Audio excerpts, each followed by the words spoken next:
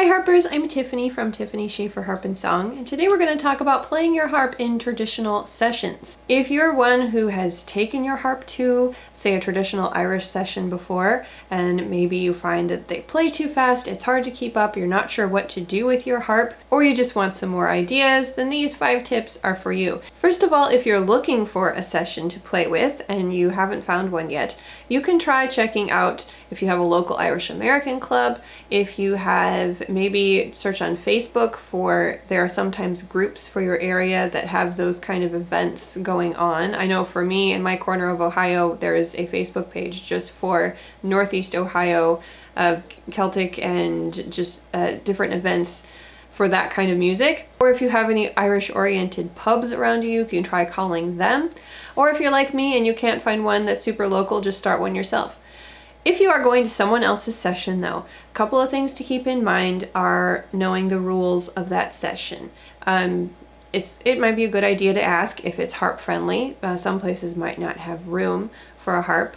Or find out whether or not they allow sheet music. Some sessions do not want everyone to play from sheet music. They do everything sort of by ear and by memory, and some places are sheet music friendly. Some places, like my session, don't care, use it if you want, don't use it if you don't want to. So it's a good idea to check out just the rules of the session beforehand so you don't ruffle any feathers. Let's get into the 5 tips. Tip number 1 when you're playing in a fast traditional Irish session is to cheat. So what I mean by that is if you're playing a fast melody, don't worry about playing every single note in the melody. It's really easy for some of these just to take out a few of the notes so you're not overtaxing your tendons trying to play something super fast with a million notes in it. For example, in the hornpipe, The Rights of Man, you might hear it normally played something like this for the B part.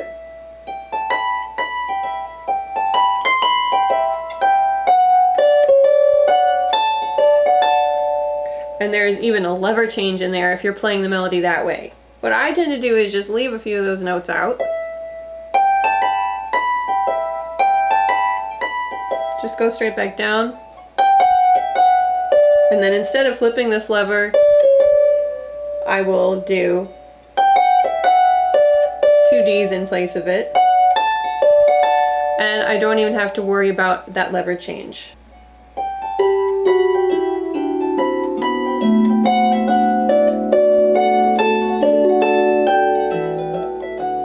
And so on. Another example would be Morrison's Jig. I also teach that on my channel, so I will link that video up there. But I tend to leave quite a few notes out, especially in the B part here, so I can play it faster.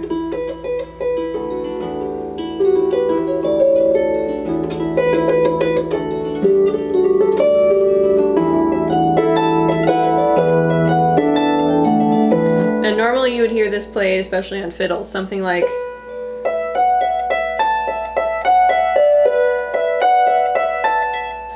and that repeated note, that repeated E a lot, and it's much easier for you as a harpist just to play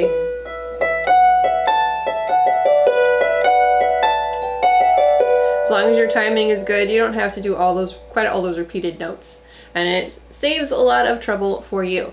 One more example would be like that would be Swallowtail Jig.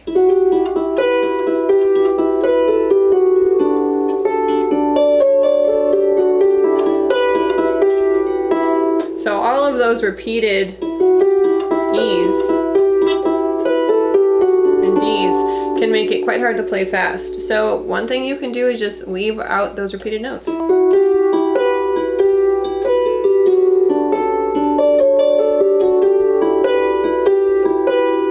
And it sounds just as good, especially with all the other instruments playing it. Tip number 2 is if you're playing a fast melody in the right hand, just keep the left hand simple so it doesn't slow you down. It doesn't have to be anything complicated. Even like octaves or rocked octaves back and forth are easy to pick up and can easily be played with a fast melody in the right.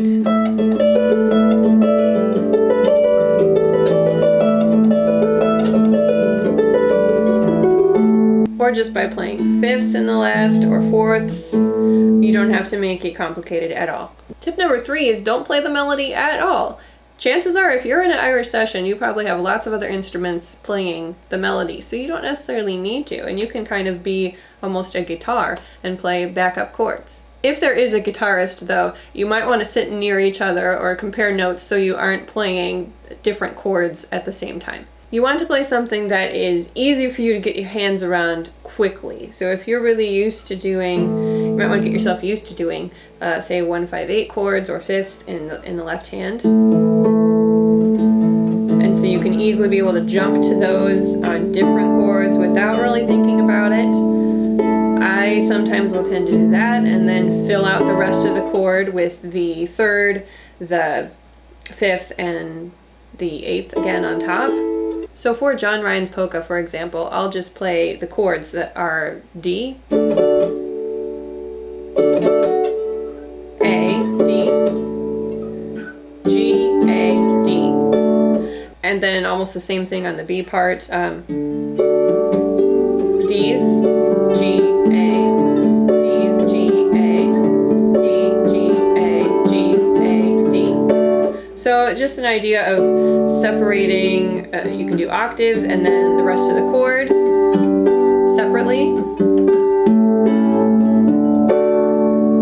And that's something for me that's become really easy to jump to. Another idea is to damp your chords. Like for the beginning of that, I did 2 Ds and then deliberately stopped the chord while the rest of the melody, if you know it, is going on. And it's just kind of a cool effect. So there's a couple ideas for you. Playing backup is really great for beginners too, because you don't have to do anything complicated here. You can take, say, the chord symbols that are in a lot of session books. I will link some below that have chords with them. And if you're a beginner harpist, you might just take those books, study those chords, and all you have to do to start out with is maybe just even play the bass note, what's written over the top note. Just double that. So if we were playing John Ryan's again, a couple of D's, A, D's, G, A, D. And it would be really simple for you. You could also try just sticking to fifths, or you can try something really simple like separated fifths or fourths, like I do for my accompaniment in Cliffs of Moher. I will link that below too. I have a beginner one and an intermediate one. All I have you doing for part of it is just fourths. And then moving down one string.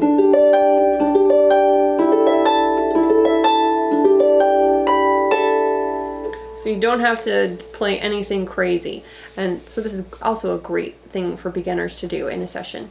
Fourth tip is about being heard. I know it's especially hard for harps sometimes to be heard, especially if you have lots of louder instruments next to you. So a couple things you could try is playing higher, because a lot of the times the higher strings are just easier heard than the lower ones when you have a bunch of other instruments playing. You could also try playing the melody in both hands, again if you're playing the melody and not backup. That